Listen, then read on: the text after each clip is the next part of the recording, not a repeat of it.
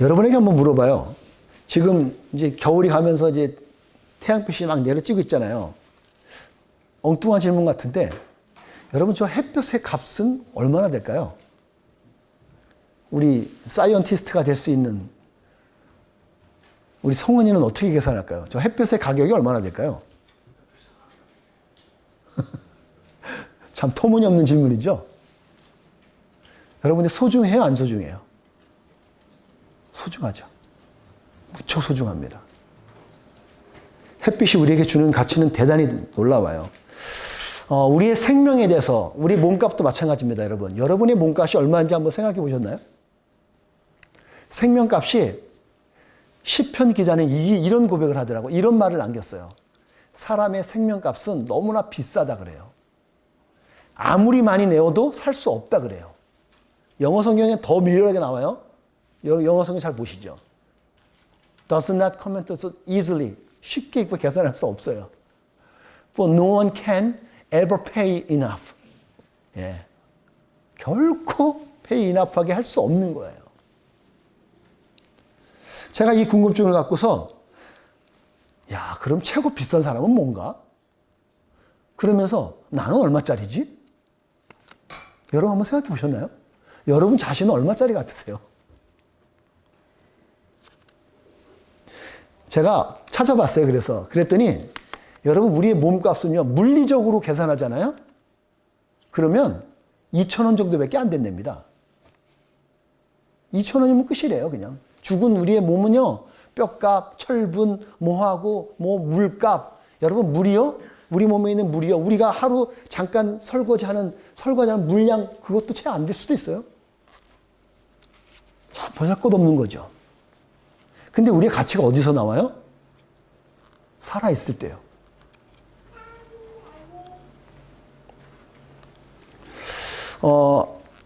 오늘 저는 말씀을 통해서 우리가 받은 구원의 값을 한번 생각해 보려고 해요. 상고해 보려고 합니다. 우리가 예수님을 그리스도로 믿어서 구원을 받았죠.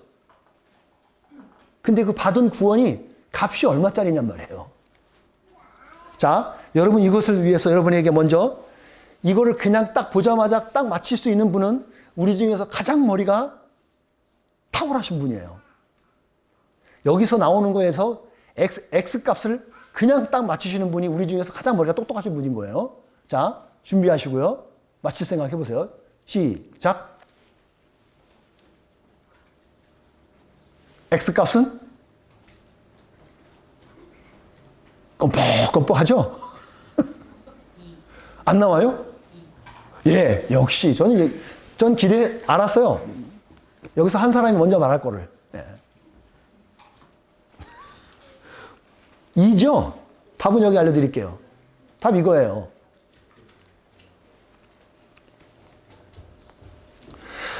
구원값을 매길 수 있을까? 제가 먼저 이 질문을 해봤습니다. 여러분, 구원값을 매길 수 있을까요, 우리가요? 그 놀라운 구원값을?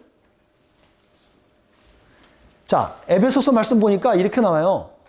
여러분은 하나님의 은혜 안에서 믿음으로 구원을 받았습니다. 여러분 스스로는 자신을 구원할 수 없습니다. 구원은 하나님의 선물이에요. 무슨 말이냐면 거저 주는 선물이라고요. free. 그러면 구원을 거저 준 거니까 구원의 값은 free? 0인가요? 여러분 이거 어떻게 생각하실 거예요? 우리가 받은 구원도 0이에요? 그냥 무가치한 거예요? 가치 없는 게 어떻게 계산해야 되는 거예요? 목사가 되잖아요. 별걸 다 질문하고 이렇게 생각해 봐요.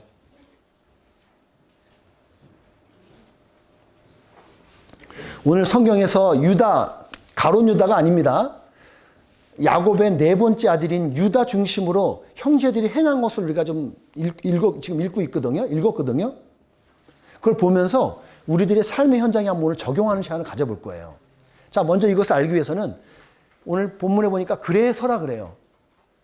그래서라는 말은 앞에 무슨 일이 있었던 거죠. 어떤 일이 있었던 거예요. 그걸 간략하게 이야기하고 그 다음에 풀어가도록 할게요.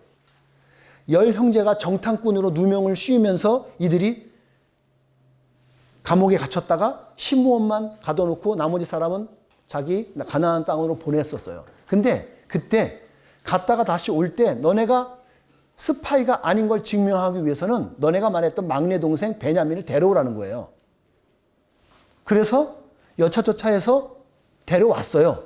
다시 또 식량이 필요하니까. 데려왔다가 이제 알았어. 너네들이 스파이가 아니구나. 그래 알았으니까 이제 너네들 돌아가도 돼. 돌아가도 된다 그러는데 그때 베냐민의 짐에다가 여차저차해서 요셉이 뭔가 하나 꾸민 것이 있어요. 짐 가방에 요셉의 은잔을 넣어버린 거예요. 이건 계획된 겁니다. 계획돼 갖고 나중에 쫓아가 갖고 너네 왜 이걸 훔쳤어? 그러면서 다시 잡아오는 상황이에요. 잡아왔습니다. 예, 잡아온 거예요. 그리고 나서 은잔이 발견되고 나서 이들이 요셉이 테스트하는 과정 속에서 오늘 있는 상황인 거예요. 요셉의 입장에서는 뭐냐면 지난주에 나눴던 것처럼 이거를 했잖아요. 화해를 하기 위해서 회개하는 거 용서를 거쳤거든요. 근데 이거에 대해서 확실하게 컨펌하고 싶었던 거예요. 확인하고 싶어서 지금 테스트를 했는데 이들이 잡혀가서 와갖고 베냐민의 짐에 있으니까 아이고 우린 죽었다 그러면서 이제 끌려온 거예요. 다시 끌려와서 이야기하고 있는 거예요. 너네 왜 이랬어?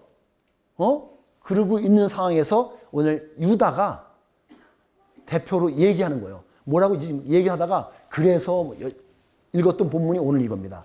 그래서 이렇게 되었습니다. 이렇게 우리 아이를 다시 데려가지 못하면 우리는 우리 아버지가 그냥 돌아가시게 됩니다. 우리 아버지 야곱이. 그 얘기한 거예요. 저는 오늘 여기서 제가 집중하고 싶은 건 이 부분인 거예요. 수학적인 여러분 생각 좀 하셔야 되는데 지난주에 말했던 화해가 있었잖아요. 화해가 뭐냐면 하나님과 화목하는 거고 내 이웃과 화목하는 거고 내 교우들과 화목하는 것. 이 화목하는 것 가운데 오늘 곱하기 그리고 나서 오늘 이거 보는 거예요. 요 퀘션 마크 이거를 우리가 알아야 되는 건데 이거를 하고 나서 전인적인 구원을 말할 거예요. 오늘 좀 약간 좀 여러분에게 어려울 수도 있어요. 약간 머리를 좀 사용하셔야 될 수도 있는데 우리가 흔히 말하는 순복음이라고 여러분 들어보셨죠? 순복음 교회들. 펜티코스타 같은 교회. 거기가 순복음의 의미가 뭐냐면 복음이 순전하게 완전히 순전한 복음이다라는 의미에서 순복음이에요. 나머지는 그러면 복음이 아니에요? 우리도 복음주의, 장로교도 감리교도 복음주의 다 교회거든요. 근데 거긴 특별하게 우린 순복음이야 얘기하는 거예요. 순복음의 핵심은 뭐예요? 이거예요. 믿음은 구원이라는 거예요. 믿기만 하면 구원받아. 이걸 얘기하는 거예요. 어렵지 않아요, 여러분? 믿으면 구원받아. 믿음 더하기 뭔가를 하면 안 돼. 그거는 순전한 복음이 아니야. 이 얘기를 한 거예요. 이거보다 더 쉽게 얘기할 수 없어, 이제. 이게 순복음이었는데 우리 성경에서도 그래요. 갈라디아서도 그렇고 로마서도 그렇고 그 얘기해요. 핵심은 그거예요. 야, 율법도 아니고 그거 아니야. 그냥 only by grace, only by faith. 그거예요. 실제로 그렇게 얘기했습니다. 오늘 이 아이디어는 여기서 보는 겁니다. x 곱하기 y는 z가 나오는 값인데 오늘 여러분들에게 x를 답을 알려드렸고 화해가 그리고 전인적인 구원이라는 z를 알려드린 거예요. 그럼 우리가 뭘만 알면 돼요 지금? y 값을 구하는 거예요. 그 y 값이 구원 값이에요. 그걸 잘 보시는 거예요. 이해되죠? 우리가 구원이라고 말할 때 하나 잘못 생각할 수 있는 여지가 하나 있습니다. 이거 되게 오늘 실제로는요, 이거 신학 갖고 되게 뜨거운 감자입니다. 신학 공부하는 사람들에게, 신학자들에게 뜨거운 감자로 여전히 아직도 싸우고 있어요. 내가 옳아, 네가 옳아, 네가 틀려, 막 이거 갖고 하는 거예요. 이 뜨거운 감자의 실체를 하나 여러분에게 최대한 풀어드릴 거예요. 오늘 여러분이 우리가 받은 구원에 대해서 생각해 보시는 거죠. 우리가 구원받는다는 거 있잖아요. 전인적으로 구원받는 게 중요해요. 근데 일부 일부 불균형적인, 균형이 맞지 않는 신앙을 가지고 있는 사람들이 약간 편중된 신앙을 가지고 있거든요. 그리고 자기가 다 믿는다고 옳다고 여겨요. 오늘 우리가 받는 것은 전인적인 구원을 받으셔야 돼요. 지성과 감성과 의지, 머리로 하는 것, 가슴, 생각하는, 그리고 내 행동하는 것들, 이것들이 전폭적으로 합쳐진 구원이 제대로 된 온전한 구원이라는 거예요. 예수님을 믿으면 구원 받습니다. 아멘? 예수님만 믿으면 구원 받아요. 사도행전 말씀에 보게 되면 누구든지 주 예수의 이름을 부르는 자는 구원을 얻으리라. 이 말씀이 맞습니까? 안 맞습니까? 맞죠? 이거 진리예요. 이건 변하지 않아요. 근데 여러분 단 하나 여기서 하나 생각하실 게 있어요. 그러면 예수님을 믿었어요. 구원을 받았어요. 그럼 여러분들의 감정은, 여러분의 행동은 아무렇게 하고 살아도 돼요? 나는 이미 구원 받았어. 난 그래도 사람 살인해도 되고 도둑질해도 되고 난 구원 받았는데 뭐. 내 머리로는 하나님이 다 했다고 그랬는데 여러분은 두려움 가운데 아직도 있고 누군가를 증오심에 가득 차 있고 여전히 악행하고 폭력을 행하고 온갖 중독에 빠져 있다면 그 사람은 전인적으로 구원받은 사람일까요? 이거 갖고 신학자들이 지금 아직도 싸우고 있다는 얘기예요. 여러분 제가 지금 말할 때도 이게 확실히 무자르듯이 쫙 잘라지는 게 아니에요. 하지만 생각이 여전히 있어요. 구세근교회 같은 경우는 강조점이 뭐예요? 야, 신학도 좋고 이론도 좋고 성령운동도 좋은데 야, 행동하지 않으면 너네들은 무슨 적이야? 행동해야지. 이웃을 돌아보라며 불우한 사람도 돌아봐야지. 그리고 그들은 직접 구세군에 뛰어들어서 해요. 옳지요. 근데 그것만 맞냐 이거예요. 균형이 있어야 돼요. 균형 있는 신학을 우리가 가지셔야 된다는 거예요. 지정의가 포괄적으로 다시 다 함께 구원받을 수 있는 그 구원이요. 그것을 위해서 우리가 Y값이 필요해요. 그 Y값이 뭐예요? 야곱의 네 번째 아들 유다입니다. 유다가 구원을 위해서 어떤 대가를 지불했는지를 보시면 우리가 하나 알아요. 유다가 어떤 일을 했는지 코스트를 지불했습니다. 그래서 일명 제가 증기에 유다의 구원값, 꼴값이 아니라 꿈값도 아니라 구원값이에요. 구원값이 뭔지를 한번 보는 거예요. 이거예요. 대속적 희생을 했어요. 대신 희생하는 거. 그걸 보고 대속적 희생이라는 말을 쓰는데, 자, 요셉은 형들을 용서하고 화해하는데 결정적인 포인트를 여기서 가져오는 거예요. 유다가 그 대신 죽어줄 수 있는, 희생할 수 있는 걸 보고 나서 요셉은 다 풀어헤치고 이제 오케이. 자기가 테스트하는 것들 다 이제 괜찮다 싶은 거예요. 며칠 전에 우리 그 목장 모임 하다가 이야기하다가 이제 그 천주교의 신부인 오태석 신부님 이야기 그 뭐 다큐멘터리도 나오고 막 그랬다 그러대요. 저도 살짝 보긴 했는데 그런 분 같은 경우 우리가 종교를 떠나서 참 놀라우신 분들 아니에요? 그 헌신적인 그 사랑. 우리 한국에도요, 소록도에서 손양원 목사님이요, 그 사람들 막 고름이고 뭐고 다 막 하주면서 막 했던, 다르지 않아요. 놀라운 우리의 사람들이 있어요. 정말 삶을 우리가 어떻게든 형용할 수 없고 따라갈 수 없는 부분들이요.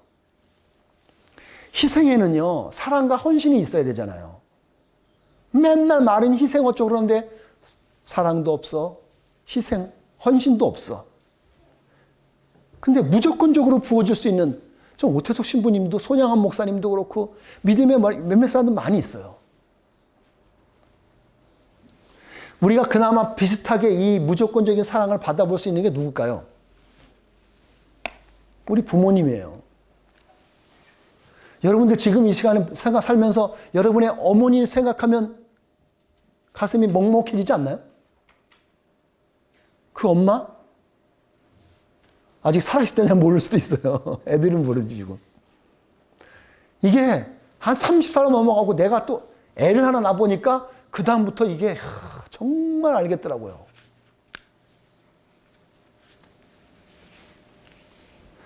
그런 것 같아요. 영혼 없는 사랑이, 영혼 없는 헌신이 열매가 그닥 기대할 수 없더라고요. 근데 우리가 헌신을 하고 희생했던 그것에 대해서 놀라운 일이, 능력이 나타나고요. 거기서 감격이 나타나는 것을 우리가 보게 돼요. 저는 요즘 2020년부터 저는 지금 현재까지 제가 여러분에게 고백할 게 하나 있어요. 저는 목회하면서 즐거워요. 어떻게 알아요? 제가 2020년 전까지는 여러 가지, 여러분들 제가 마음의 창에서 읽으셨던 게 있었는데, 별 차이는 없어요. 교회가 달라졌다는 건 아니에요. 근데 저 안에 변화들이 있고, 우리 공동체 안에 변화가 하나가 제가 봤어요. 여러분에게 묻죠. 여러분, 좋은 교회의 기준이 여러분 어떻게 되세요? 큰 교회가 좋은 교회일까요? 여러분, 그러면 작은 교회가 좋은 교회예요? 더 쉽게 얘기해 볼게요. 여러분, 좋은 설교가 어떤 게 좋은 설교예요? 긴 설교요? 짧은 설교요? 짧은 설교가 좋아요? 제 아들한테 이 얘기했더니 아들이 그러더라고요. 아빠, 좋은 설교는요, 내용이 좋은 거예요. 그 얘기 하더라고요. 맞죠? 아무리 길어도 내용이 정말 은혜가 되면 길지 않아요. 좋은 교회도 기준도 여러 가지 각색일 거예요. 저는 제가 두루두루 보는데 좋은 교회 기준이 하나가 잡힌 게 있어서 그래요. 좋은 교회는요, 크게 상관없어요. 좋은 교회, 여러분이 다녔던 교회 중에 문제 없던 교회에 있었던 교회 저한테 한번 말해보세요. 나는 이 교회에서 문제라는 걸 발견한 적이 없어. 제가 장담하건대 없어요. 크도 작아도 중간에도 다 문제 있습니다. 그리고 그 문제 때문에 엄청나게 스트러글하고 괴로워하고 힘들어요. 이건 다 동일해요. 동의하시면 아멘을 하시든 고개를 까딱거리시든. 근데 제가 봤더니 좋은 교회 하나가 차이가 나더라고요. 제가 봤던 좋은 교회는 문제를 만나는데 문제를 잘 해결하더라고요. 어떤 교회들은 막 싸워서 막 나눠지고 싸우고 욕하고 막 밤잠 못 이루고 막 그러는데, 좋은 교회들은 똑같은 일이 벌어지는데 그거를 잘 해결을 하더라고요. 해결을 해요. 대화로 풀고 기다려주고 인내해주고 참아주고 들어줘요. 근데 그게 우리 교회가 2020년부터 전 되는 걸 봤어요. 그래서 제가 즐겁다는 거예요. 보람이 있습니다. 그래서 어디 가서 자부심이 있기 때문에 떳떳해요. 제가 누굴 목사님 만나더라도 비교하지 않거든요. 저는 제가 주신 분복 안에서 제가 은혜가 되고 기쁜데 뭘 거기서 내가 할 게 있어요. 제가 못 먹고 살기를 해요. 그렇다고 제가 차가 없어요. 그리고 저를 사랑해주고 하시는 여러분들이 있는데 내가 뭘 아쉽겠다고 저가 굽신거릴 수 있어요. 필요가 없다. 몇몇 사람은 그럴 거예요. 궁금할 거예요. 쟤는 뭘 믿고 저러나 그럴 건데 전 예수님 믿고 그래요. 네.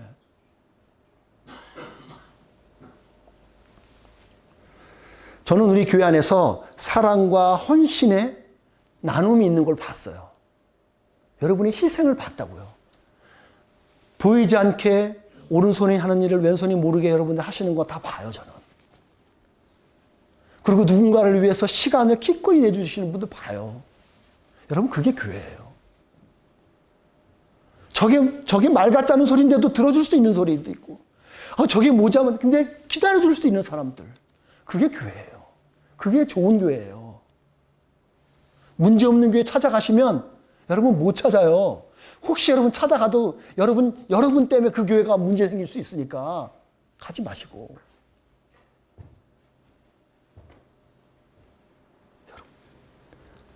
그 교회예요, 저는. 저는 그 교회만 있으면 돼요. 예, 저는 행복해요, 그러면. 저는 우리 교회가 건강하다고 생각해요. 적어도 지금 현재는. 건강한 거예요. 왜요? 건강한 교회는요, 자식을 낳아요. 영적 자녀를 낳는다고요. 예수님을 믿는 사람들이 생겨난다고요. 제가 요즘 말하다 보면 저출산, 우리 목장모에서 이 얘기도 나눴었어요. 지금 한국의 저출산으로 되게 심각하다 그러잖아요. 그쵸? 근데 세계적으로도 마찬가지잖아요. 아이를 안 낳잖아요, 지금. 제가 충격적이었던 게, 목요일 날인가? 새벽 기도를 목요일? 아니야, 수요일이네요. 수요일 날 예배를 제가 새벽 기도를 마치고 집에를 제가 가고 있는데, 가다가, 어느 지나가다가 그 라운드바 지나고 나서 갑자기 그 횡단보도가 아닌데 어떤 여자 한 분이 애기를 이렇게 안고서 건너오더라고요. 그러니까 당연히 제가 서줘야죠. 그래서 서행하고 딱 봐서 딱 봤더니 개가 안에 있더라고요. 난 사람인 줄 알았는데 개를 안고서 막 아이고 뭐 이러고서 전 약간 충격을 먹었어요. 아니 뭐지? 물론 여러 가지 상황이 있겠죠. 특별히 개를 사랑할 수 있고 어떤 사람은 자기가 애를 낳을 수 없어서 그렇게 대신 개를 사랑할 수도 있다고 생각해요. 그럼에도 불구하고 저는 한결 마음에 씁쓸한 게 있는 거예요. 그래도 이게 뭐지 싶은 거예요.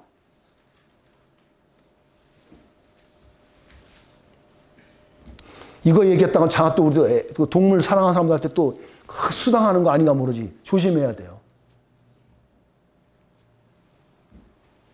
여러분, 이 저출산 이야기를 들으면 저는 그냥 들리지 않고요. 저는 어떻게 들리냐면, 우리 교회 안에, 목사니까, 우리 교회 안에 영적인 저출산도 문제가 되는 게 저는 그렇게 들리거든요.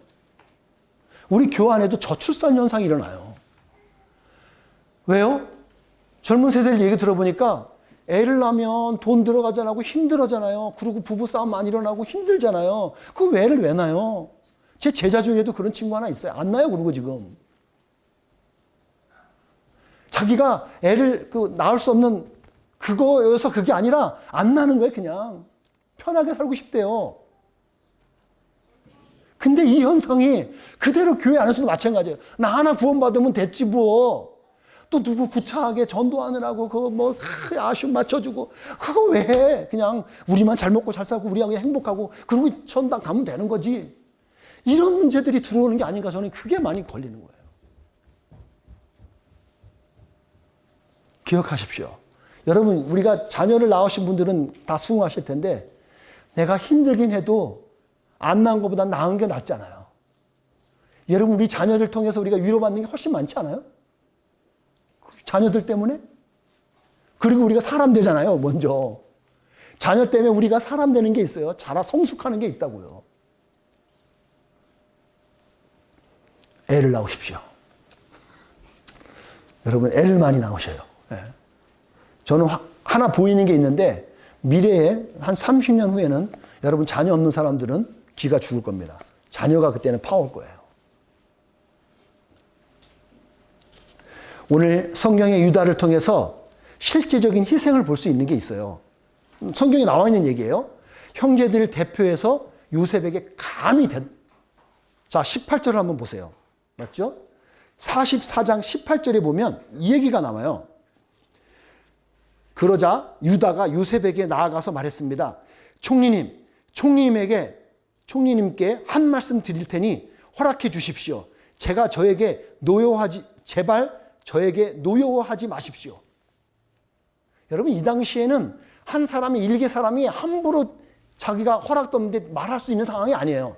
가령 왕 앞에 나가서 그 말에서 함부로 이야기할 수 없는 거예요. 허락이 없으면. 근데 지금 허락이 없는 상황에서 말하는 거예요. 첫 번째 사람은 일단 확신이 된 게 있어요. 작심한 게 있다고요. 용감해지죠? 두 번째는 아버지와 형제들의 사이에서 중간에 중재 역할을 해요. 여러분, 중간 역할 하는 거 힘든 거 아시죠? 우리 교회도 2명의 사람이 중재자의 MBTI 나왔었는데, 여러분, 중간에 일하는 사람들은요, 이게 힘들어요. 수고가 많이 필요합니다. 그 역할도 감당했어요. 또 하나는요, 만약에 잘못되면 그 모든 거에 대해서 죗값을 내가 치르겠다 그래요. 오늘 우리가 후반부에 읽었던 본문 중에 나오죠. 내가 책임지겠습니다. 저는 오늘 이 유다를 보면서 리더십을 봐요. 아, 리더가 되려면 이런 각오가 있어야 되겠구나. 이런 자세가 있어야겠구나. 그리고 실질적으로 이스라엘 역사 가운데 보게 되면 장자권은 누구한테 갔어요? 이거 맞힐 수 있는 분. 이거 퀴즈 나와야 돼요. 누구에게? 유다. 유다 얘기하니까 딱 유다 나오죠. 예. 틀렸어요. 장자권은요, 11번째 아들인 요셉에게 가요. 이스라엘에서요, 장자권은 무조건 첫째 아들이 가는 거 아니에요. 무조건적이지 않아요. 물론 통상적으로 가는데 장자권은 아버지의 권한에 의해서 넘어가요. 11번째 요셉에게 가고 요셉의 아들 누구지? 므낫세에게 흘러가요. 근데 리더십은 유다에게 가요. 리더십은 유다에 가서 결정적으로 유다 자손 중에 가장 탁월한 왕 누구예요? 이스라엘 왕 중에. 솔로몬이 유대하세요? 본인이신데? 예. 데이빗까지 올라온 거예요. 데이빗 왕까지 간 유다. 그러고 나서 그들은 유다는 왕족이 돼요. 유다 지파와 베냐민 지파는 왕족이에요. 리더십이 글로 갔다고요. 베냐민을 대신해서 종이 되든 죽어지든 하겠다는 거예요. 이거를 딱 본 요셉은 형들이 이제는 예전에 그 형들이 아니구나. 그 옛날에 나 한 살 확 팔아먹고 자기들만 하겠다는 게 아니야. 이제는 그 막내 자기 동생 아들에서 대신을 위해서 죽기까지도 할 수 있는 형들이 됐구나. 형들이 변했어. 그러면서 그들은 이제 최종적인 테스트를 끝내요. 그러면서 온전한 그들의 구원의 역사들이 펼쳐지게 되는 거예요. 저는 이게 회개의 결정적인 증거가 이런 거예요. 나타나야죠. 말은 잘못했습니다. 회개합니다. 그러는데 아무 행동도 없어. 말뿐이야. 온전한 회개가 아니에요. 그거 아세요? 성경의 절대적인 진리 사실 중에 이 말씀이 하나 있습니다. 히브리서 9장 말씀에 이 말씀이 있어요. 같이 읽어볼게요. 시작. 율법은 거의 모든 것이 피로써 깨끗해지며 피 흘림이 없으면 죄의 용서도 없다고 말합니다. 히브리 기자가 정리한 거예요. 구약과 신약들의 말씀을 정리하면서 피 흘림이 없으면 죄의 용서함이 없다는 거예요. 대가를 치르지 않으면 없다는 거, 안 된다는 거예요.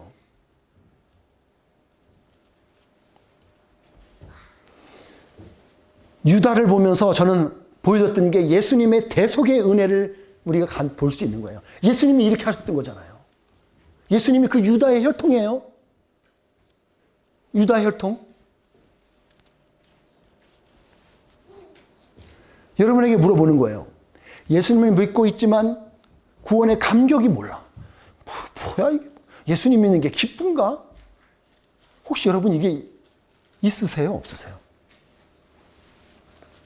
또 하나 여러분에게 믿음의 능력이 있으신가요? 여러분이 우리가 그리스도인으로서 우리가 그리스도가 주신 어떤 사랑의 초능력, 이거는 초능력이에요. 성령님이 우리에게 주는 초능력인데 여러분에게 이것이 있냐 이거예요. 이것이 있으면 우리가 사랑할 수 있고 섬길 수 있고 포기할 수 있고 뒤로 물러설 수 양보할 수 있어요. 나눠줄 수 있어요. 저는 없다면 여러분에게 이런 것이 없다면 여러분에게 오늘 도전드리고 싶은 게 전인적인 구원을 위해서 여러분이 유다가 오늘 희생의 대가를 치렀던 그 대가에 대해서 여러분 한번 생각해 보시라는 거예요. 여러분 그 대가를 위해서 어떤 대가를 치러 보셨는지.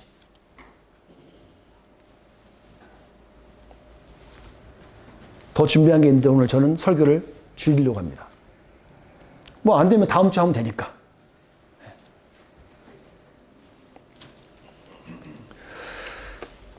여러분 요셉은 20세겔에 팔려갔던 사람이에요. 근데 지금 오늘 읽고 있는 본문에서 읽고 있는 요셉은 지금 얼마짜리 사람이에요? 헤아릴 수 없는 애굽의 당대 최고의 나라의 애굽의 총리예요. 국무총리라고요? 우리가 돈으로 계산이 안 돼요. 은 20세겔에 팔려갔던 그 사람이 하나님께서 하나님이 일하시는 통해니까 엄청난 사람이 되었다고요. 마지막으로 우리가 한번 생각해 봅니다. 우리가 하나님의 자녀인 걸 믿으시죠? 하나님의 자녀인 걸 믿으시는 분 같이 아멘으로 화답합니다. 그럼 우리는 얼마짜리예요? 여러분과 저는 얼마짜리일까요? 우리가 받은 구원값하고 똑같아요. 우리가 구원 받았는데 그 값이 얼마냐면 예수님의 피값이에요. 예수님의 피값. 그 피값이요. 그 은혜로 우리가 살아가는 거잖아요. 그 어떤 것도 대신할 수 없어요. 셀 수도 없고 언카운터블 하죠. 예.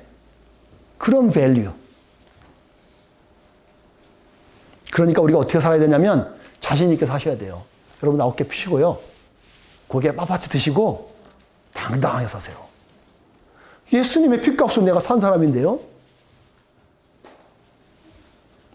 그러니까 그 자신감 가지고 구원의 은혜와 그 초능력으로 우리가 오늘 할 수 있는 거, 오늘을 충성되게 살면 되는 거예요.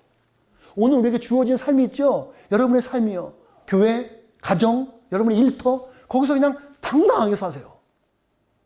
그러면 그 어느 날, 하나님의 택한 날, 하나님께서 쏟아부으시는 또 특별한 일들을 여러분들을 세우셔요. 그래서 하나님의 영광을 나타내실 거예요.